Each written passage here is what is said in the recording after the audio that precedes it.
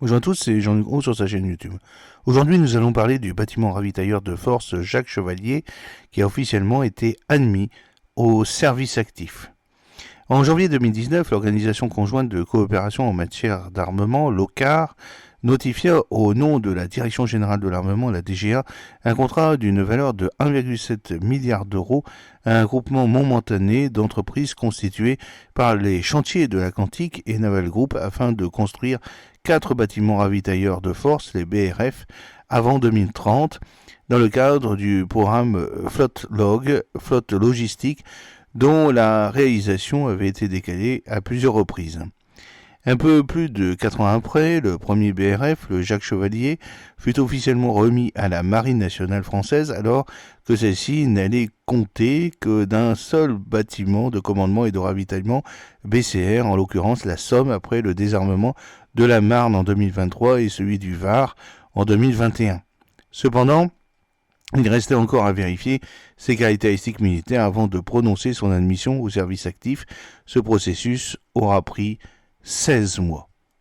En effet, le BRF Jacques Chevalier a appareillé de Toulon en septembre 2023 pour effectuer un déploiement de longue durée, DLD, de 4 mois. Ce dernier aura été particulièrement dense avec ses premiers ravitaillements à la mer, les rames en Méditerranée, lesquels ont été suivis par une mission au-delà du cercle polaire, une navigation au large des Amériques, des entraînements avec des forces navales partenaires afin d'éprouver son interopérabilité, une escale en Afrique du Sud et une participation à un exercice interarmé au large de Djibouti. Ce déploiement de plusieurs mois correspond à l'ultime étape de la phase de vérification des capacités militaires du bâtiment avant son admission au service actif. Cette période en mer, effectuée loin, longtemps et en équipage, permet de poursuivre la montée en puissance du matériel et des marins.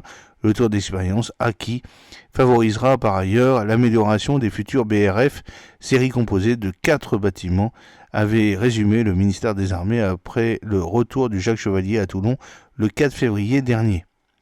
Pour autant, les vérifications de ses capacités militaires n'étaient pas encore terminées. Il restait encore à voir son comportement au sein du groupe aéronaval du porte-avions Charles de Gaulle, ce qui a été fait à l'occasion de la mission Aquila en avril et mai.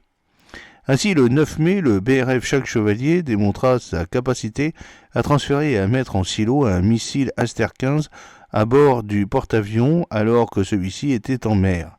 Un mois plus tard, il réédita la même opération avec la frégate multimission à capacité de défense aérienne renforcée, la FREMDA Lorraine, alors qu'elle était à quai à Toulon.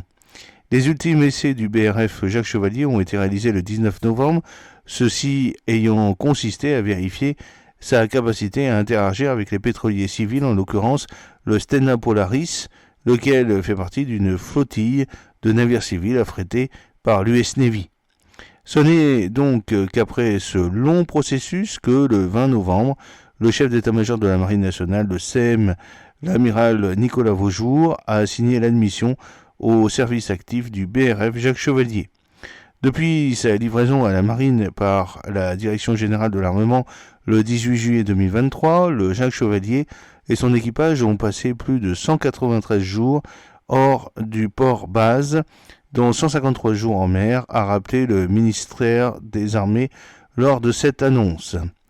Pour rappel, inspiré du navire ravitailleur A5335 Vulcano, conçu par l'italien Finocchieri, le BRF Jacques Chevalier affiche un déplacement de 31 000 tonnes en charge pour une longueur de 194 mètres et une largeur de 24 mètres.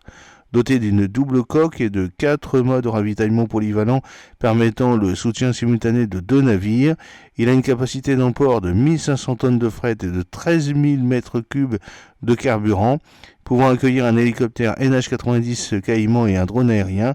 Il est mis en œuvre par 130 marins.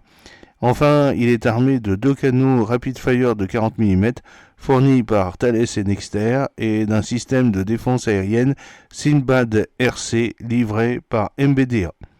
J'espère que cette petite vidéo vous a plu. N'oubliez pas de cliquer sur le pouce pour la promouvoir, de vous abonner si ce n'est pas encore fait et de partager cette vidéo sur vos réseaux sociaux.